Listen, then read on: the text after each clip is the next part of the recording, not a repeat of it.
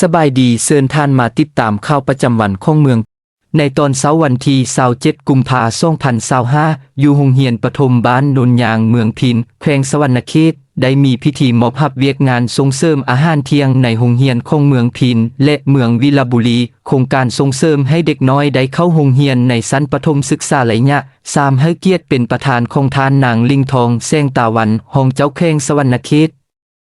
มีท่านโรเบิร์ตกรีนหัวหน้าฝ่ายแผนงานองค์การ CRS ประจำสปป.ลาวมีท่านธรรมราชมณีวงศ์รองเจ้าเมืองพินมีต่างหน้าจากภาคส่วนที่เกี่ยวข้องขั้นกระทรวงขั้นแขวงขั้นเมืองมีบรรดารองเจ้าเมืองหัวหน้าห้องการศึกษาจากเมืองเป้าหมายของโครงการนายบ้านและผู้อำนวยการโรงเรียนเป้าหมายของเมืองพินและพนักงานของโครงการเข้าร่วมท่านศรีสวรรณเมียงมณีหัวหน้าห้องการศึกษาธิการและกีฬาเมืองพินได้ต่างหน้าขึ้นผ่านบทรายงานสภาพการจัดตั้งปฏิบัติโครงการและแผนงานในต่อหน้าของเมืองพินและเมืองวิลาบุรีซึ่งแม่น2เมืองที่อยู่ใน7เมืองเป้าหมายที่ได้รับโครงการอาหารเที่ยงโดยได้รับการช่วยเหลือจากองค์การ CRS หรือเอิ้นว่าองค์การบรรเทาทุกข์กาโตลิกเป็นโครงการช่วยเหลือละจากกระทรวงกสิกรรมประเทศสหรัฐอเมริกาได้รับการช่วยเหลือเริ่มแต่ปี 2013 เป็นต้นมาฮอดปัจจุบันครบรอบ12 ปี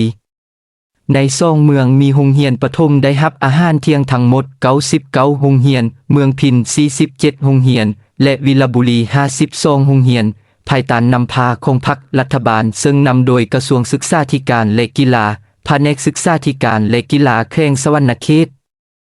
งบประมาณที่ได้รับการช่วยเหลือทั้งหมดประมาณ$3 ล้านสหรัฐเป็นเงินกีบประมาณ71ตื้อกว่ากีบ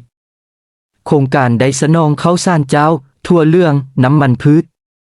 มาฮอดโครงการระยะที่3สุขเฮียน2025-2023และสุขเฮียน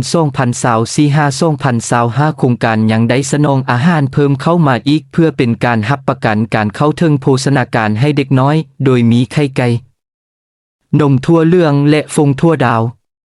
โดยทางชุมชนแม่นประกอบส่วนเป็นอาหารสดผักเครื่องปรุงเงินสดไม้และแรงงานเขาในการจัดตั้งปฏิบัติแต่งกินตัวจริงในแต่ละวันมาฮอดปัจจุบันโครงการได้สนองอาหารเที่ยงทั้งหมดให้แก่เด็กน้อยนักเรียนในเมืองพินและวิลาบุรีมีทั้งหมด 9,277 คนใน99โรงเรียนนับแต่ระยะที่1ถึงระยะที่3ได้ส่งผลกระทบที่ดีให้แก่เวียกงานการศึกษาของแขวงสวรรณเขตเว้าเฉพาะใน6เมืองเป้าหมายรวมทั้งเมืองพินและเมืองวิลาบุรีโดยเห็นได้ถึงการบรรลุหลายเป้าหมายของการศึกษาที่ตั้งไว้เป็นต้นแม่นอัตราเข้าเรียนของเด็กในเกณฑ์อายุ5ปีที่เมืองพินสามารถจัดตั้งปฏิบัติผ่านมาจาก 57.8% มาเป็น 61.2%อัตราปราการเรียนป. 1 ลดลงจาก 15.2% มาเป็น 13.4%อัตราเลื่อนขั้นจบชั้นประถมเพิ่มขึ้นจาก 85.5% มาเป็น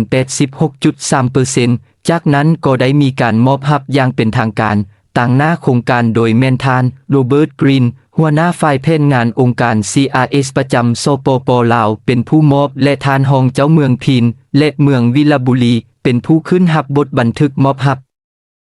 ขอขอบใจที่ให้เกียรติติดตาม